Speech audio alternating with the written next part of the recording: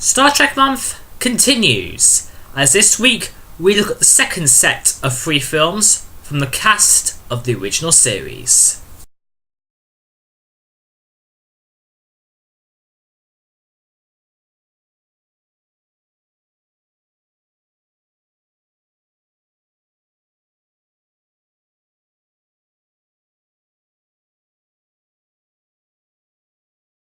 If you ever wanted a light-hearted Star Trek film that still had its sci-fi moments, your best bet is The Voyage Home, finishing off the Genesis trilogy that featured the Wrath of Khan and the search for Spock. To fully understand the premise of The Voyage Home, you'd have to have at least watched The Search for Spock. But if you haven't, then here's how it goes. Returning home to stand trial for their crimes on board their stolen Klingon cruiser, the 7-man crew of the Enterprise are forced to go back in time when an alien probe causes a wave of destruction across the whole of the universe. But the only creatures that the alien probe will listen to is the humpback whale, which is now extinct. Well, extinct in the future.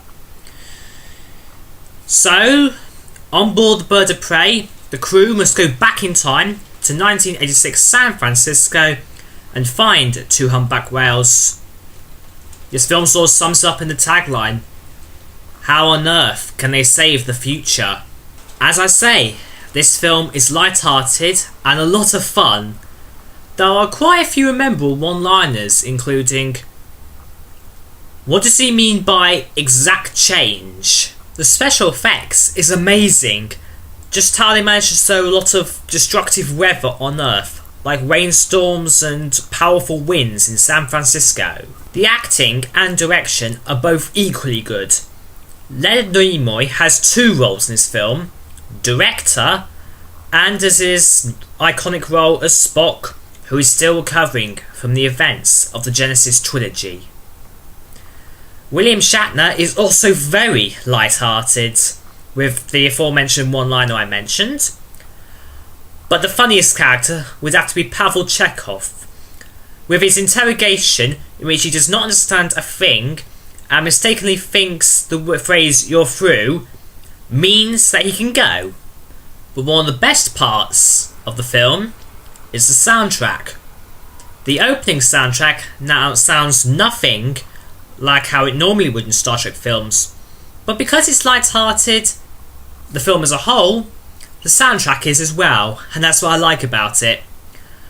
Some of the other smaller parts within the film are just as good as well, including the hospital scenes, because it all just goes a bit goofy. So in all, The Voyage Home is light-hearted, a lot of fun, in the spirit of Star Trek, and definitely worth a watch. Heck, I own this on DVD, and it's signed by Walter Koenig. I met him in 2011 and he signed it for me.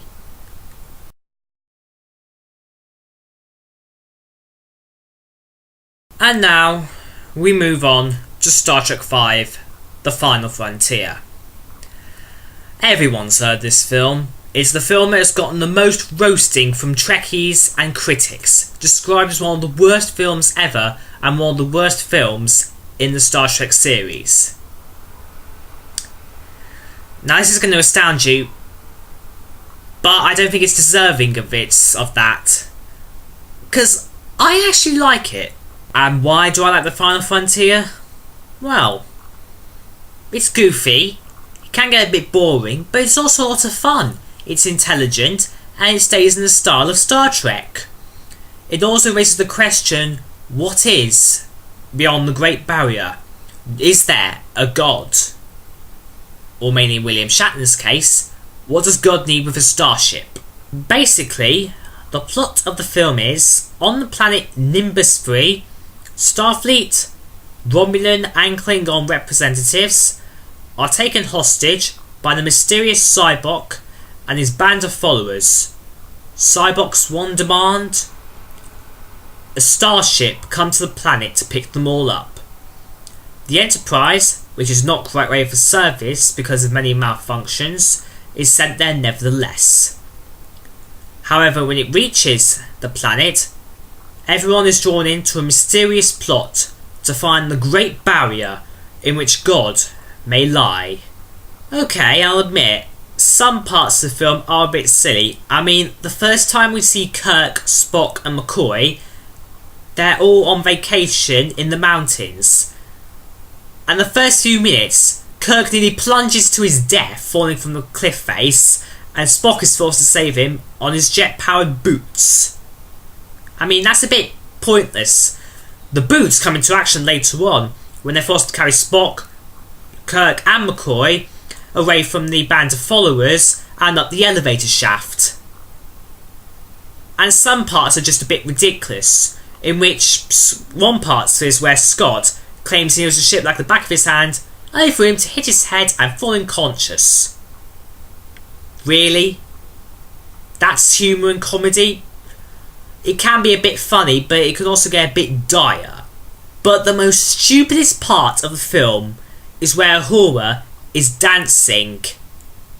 That's right, belly dancing in an attempt to lure the followers away from the main gates in order to let Kirk and Spock in. I don't know what William Shatner was thinking. And yes, William Shatner directed this film in an attempt to emulate the success Leonard Nimoy had when he directed Star Trek 3 and 4. So despite those stupid moments from Shatner in directing and positioning, and believe me there were a few, this film isn't as bad as people say it is. It can be fun, and it can also be interesting, and it also does provide the question, is there a God? And now we move on to the final original series film, The Undiscovered Country, which means the future.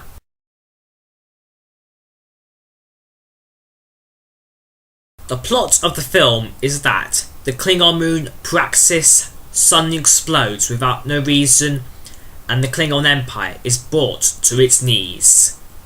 This sudden incident leads the Klingons to decide to pursue peace with the Federation, and it is up to James T. Kirk and the crew of the Enterprise to ensure that the Klingon diplomat gets to Khitomer safely in time for the signing of the treaty.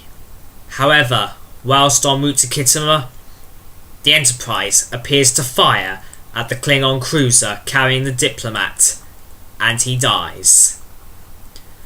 Kirk and McCoy are held accountable, put on trial, found guilty, and sentenced to imprisonment on an ice asteroid. But all is not as it seems. Spock and the rest of the Enterprise are unconvinced that they would actually fire on the Klingons, and so after investigating, discover themselves thrown into a huge plot to stop the signing of the treaty and to ensure that war keeps going between the Federation and the Klingons. I've absolutely nothing against this film. Au contraire, I find it very fun, but the one thing that makes me dislike this film is its references to the Cold War and similarity of the film to the Cold War. The Federation are like the Americans, and the Klingons are like the Russians. The explosion of Praxis is very similar to the night the Berlin Wall fell, and everything else is very similar to how the Americans and the Russians made peace. I love how they twisted it out with the assassination plot though, but that isn't enough in my view. But as I say, the film is fun. The direction is amazing. The director is Nicholas Meyer and he does a cracking job here. The acting is just as good as the directing, particularly from Shatner, as since his son was killed by the Klingons in Star Trek 3, he has resentment towards the whole treaty signing, and that sort of builds up as to why he would apparently try and kill the Chancellor or diplomat. The music is fantastic, just dark and eerie, and I particularly like the music done during the Battle of Khitomer when the Enterprise, and later on the Excelsior, finds himself up against a Klingon bird of prey with a twist. I'm not revealing what that twist is, you'll just have to see the film for yourself.